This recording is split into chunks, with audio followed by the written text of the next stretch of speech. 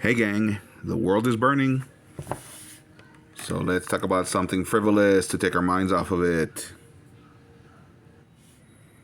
Welcome back to another edition of Toys I Did Not Own as a Kid. Alright gang, today it's going to be a series of videos, to be honest with you, so buckle up if you're ready to take a trip with me. This is C-01 Transformers Missing Link. So if you don't know, the Missing Link C-01 is a kind of a reissue of G1 Optimus Prime, only he is fully articulated. So it's something that I've been wanting for quite some time, ever since it came out. I was trying to see if there was any way that it was going to lower in price, but no, it never did. I was able to get this at the last toy convention that I went to.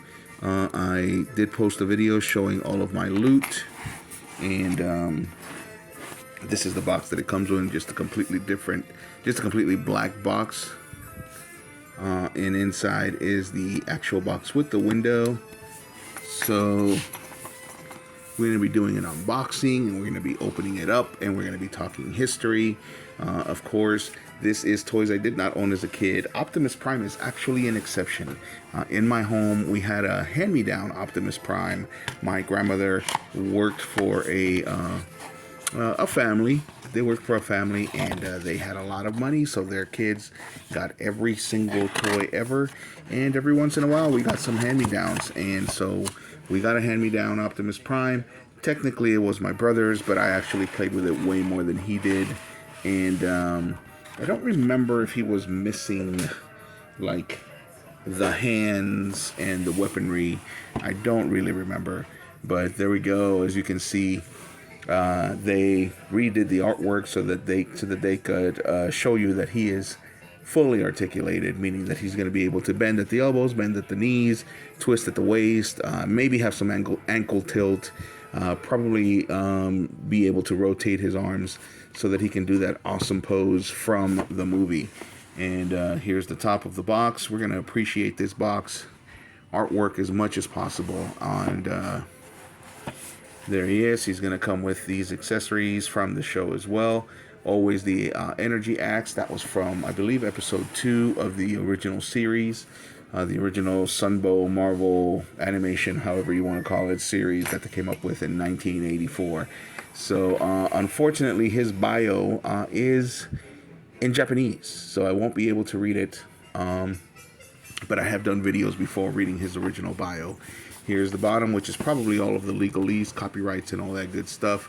All of it is in Japanese. This is of course from Takara Tomy. So C-01. So what that means is, and oh, there's a little bit of damage here on the box, which I'm already upset with. I paid a lot of money for this. I paid pretty much full price, which means that I paid over $100 for this.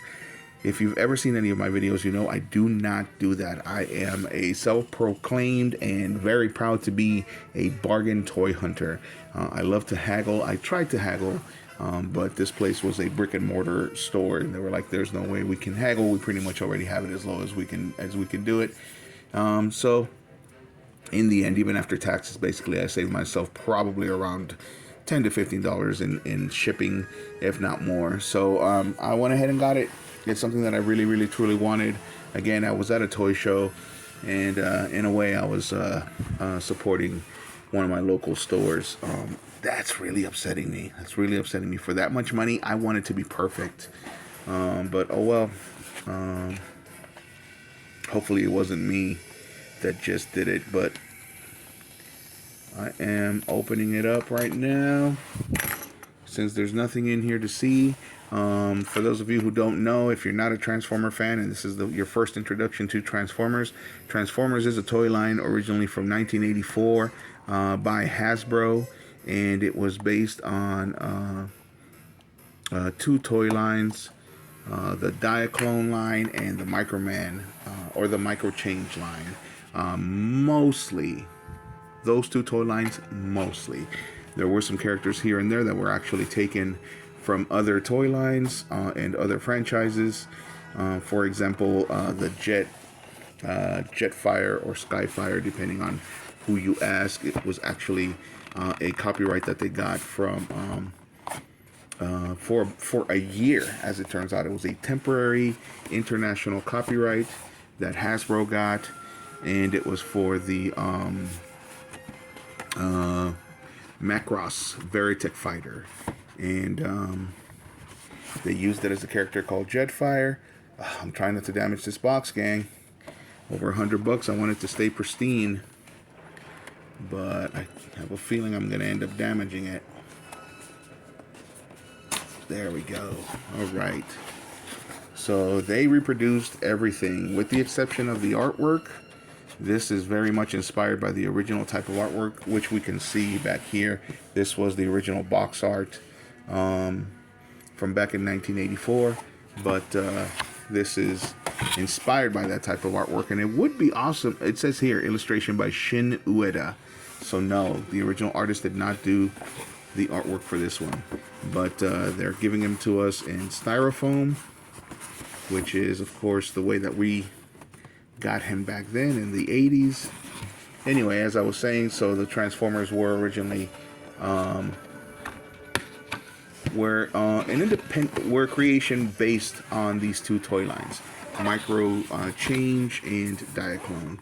So Diaclone were actually the car robot line was from Diaclone, was the ones that they used, and as far as Micro Change was concerned, Micro Change was basically all of the robots that turned into something that you could hold in your hands that were the actual size. For example, Soundwave, who turned into a Walkman originally. Most people think that he's supposed to be some kind of a tape deck, like a ghetto blaster kind of a thing, like a full-on. In fact, I've heard people call him that, like a full-on tape player. But no, he was actually a Walkman. It's just that in the Transformers line, they did not include the fake headphones. In the original Takara line, he came with fake headphones. They did adjust the gun. I can see this is the way that the gun looked originally, the front of it anyway, but they adjusted it so that it can include the back, and so that it will be able to sit in his hand. So that's good. Willie comes in silver, not blue. I don't remember if the original Takara line it was in silver or blue, but the original Diaclone line, Willie did not come with these. It was just flat in the back. And so these little seats that you see here, I believe the set, because this was considered a set as well, like a base, and you'll see why. Originally came with, I want to say, at least 3 Diaclone. So, one to ride the truck, one to ride Wheelie, and one to ride the little kind of crane that's inside of the trailer. All right, so we're removing accessories. I'm trying to keep the styrofoam also pristine. I don't want to take any pieces off of it. There we go. Here's his power axe. Anyway, so as I was saying, Diaclone and Micro Change changed into the things that you could hold in your hand that were supposed to be actual size that they turned into. So the cassettes and the camera and the pistols, those were the ones. Comes with a Matrix of Leadership, which he did not originally come with, of course, because in 1984 they had not invented that yet. So there we go. A very shiny Matrix of Leadership.